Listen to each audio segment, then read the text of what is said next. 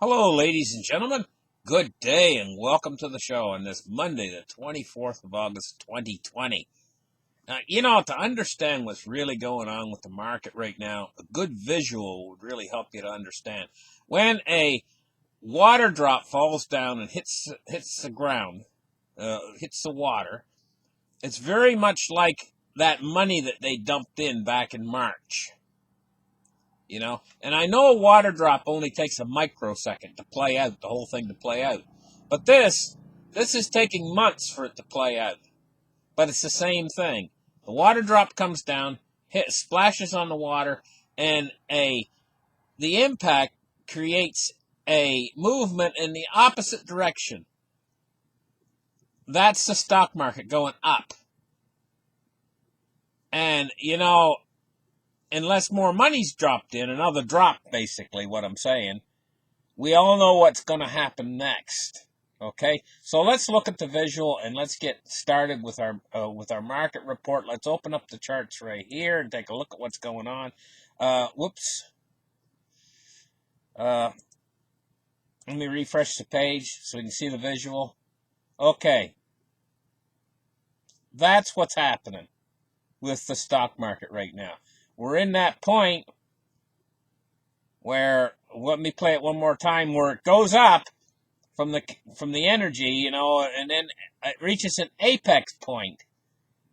And that apex point is pretty much, we're getting very, very close. I've been sensing that apex point, when it's actually going to happen, and we're still on the upward movement a little bit, but we're very, very close to that apex point. And I figured probably within the next month we're going to go through that apex point.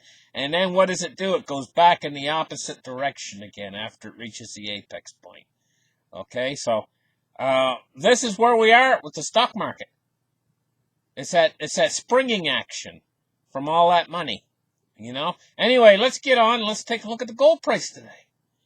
And like I say, when the stock market rolls over, the SLV and GLD, they're probably going to sell some of that to defer losses in the market. So the paper price will probably go down on gold and silver, very likely. But what about actual inventory of real physical metal? Because when that stock market goes back down, I'm going to tell you guys right now, that it's going to go down in crisis manner. It's going to go down and the Fed's going to have to step in at a certain point. They're not just going to sit there and watch the stock market lose 70% of its value. Because that's what we're talking about, folks. The stock market's over 70% overvalued right now. So yeah, they're going to step in with more money. So, and then what's going to happen is they're going to drive it back up again. That's when you're really going to see confidence be lost in the dollar. Honest to gosh. I mean, they started to lose confidence in it in the past few months because of all the money printing. When this money printing not only continues but increases, that's the real driver for gold and silver, and that's coming. It's coming after we see this little episode that we got coming. I see it right directly in the future. So we're looking at a U.S. dollar price of 1932 for gold. Now, that's the base price of the correction that we've just seen quite recently. It went down to 1936, and now it's at 1933. So it's staying at the base price of the correction. Let's take a look at silver, if we can get that chart. Okay, here's the silver chart, and we see silver at 26.65.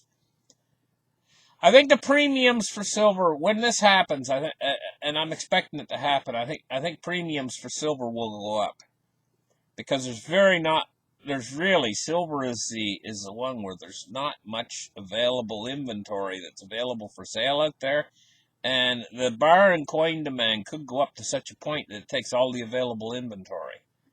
What are these companies going to do and stuff that need 1,000-ounce bars to make cell phones, for instance? If they can't get any. Well, maybe they're already out there in the market buying up some 1,000-ounce bars. If they're smart, putting them away for themselves? Probably not. Probably not. Well, the industries might just have an act of desperation where they run after silver too, big time, to try to get some to keep their factory lines going. At the same time, bar and coin demand explodes. I see the potential for all this coming right up, in the very near future. Let's take a look at cryptocurrencies today, and we're looking at 367.7 billion with a Bitcoin dominance of 59%. The Bitcoin dominance is still falling back. I'm telling you guys, that is a bullish sign for crypto. Whenever you see the Bitcoin dominance dropping, and it was 59.3%, now it's down to 59%. Soon it might be into the 58s. That's a big bullish sign. That means that money is moving into the alternative coins.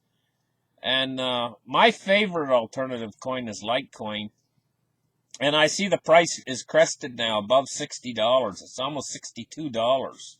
And it was riding in the 50s there for the longest time lately. But the money's moving into the altcoins, and that's bullish. Let's take a look at Dow Jones Industrial Average today.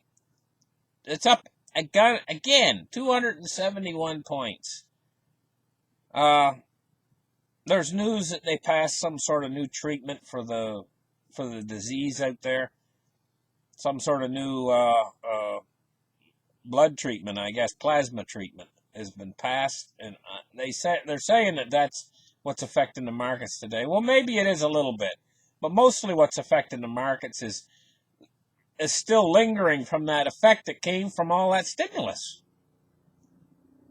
It hasn't quite ended yet. We're not quite out of it. But just like the water drop, when it ends, it's going to end suddenly. And then there's going to be that springing effect back downwards again. Anyway, let's take a look now at crude oil. 42.63. It's up 29 cents on the day. Do I think that the stock market's going to stay down after we see this next correction? And I think it's going to be more than a correction. It's going to be really, really scary. Do I think the stock market's going to stay down? Heck no. And you know what? At that point in time, if you can find the bottom of that when it goes down next time, you want to find the bottom of that? Watch the Fed like a hawk. But the bottom might come so quick, even if you're watching the Fed like a hawk, you might not be able to catch it. But, if you can buy in at that bottom, look at the people that bought in at the bottom. When it went down to 18,000 last time, when it fell off from like 29,000 all the way down to 18,000. Look at the people that bought in at the bottom. How good did they do? They did great. They did fantastic. Right now, the stock market's way back up again. The same thing's going to happen over again. Wash, rinse, repeat. And right now we're near a top. But right soon, we're going to have this big correction go down near a bottom. If you buy in near the bottom, that's the place to buy in, guys. Don't buy in at the top like it is now. Always buy in at the bottom of a market. And this is just a cycle that's going on now. How many times will they repeat this cycle before finally investors out there realize that they got to get out of the dollar? We got to get out of the dollar. We got to get into alternative assets because the dollar, they're debasing the dollar at an enormously fast rate, trying to keep these markets up. When the general economy out there is dying worldwide. I've never seen anything like this. But, for people out there who are smart, there's money-making opportunities. Let's take a look at U.S. Treasuries today, and we're seeing yields rising today on the long end of the yield curve, but only insignificantly. Let's take a look now at U.S. dollar index to finish the show. And the U.S. dollar index is 93.23. We just saw a little pop in the U.S. dollar index. Just went up a little bit. But right now it looks like it's starting to crest and come back down a little bit again. So just more or less, on charts, this looks like a little bit of a bounce here, just a little bounce, and then it's gonna level off and start going sideways again. This little action that just happened. Anyway, listen, guys. Thank you guys for listening to my show. Give me a thumbs up, and we'll catch you guys in the very next episode. Bye bye.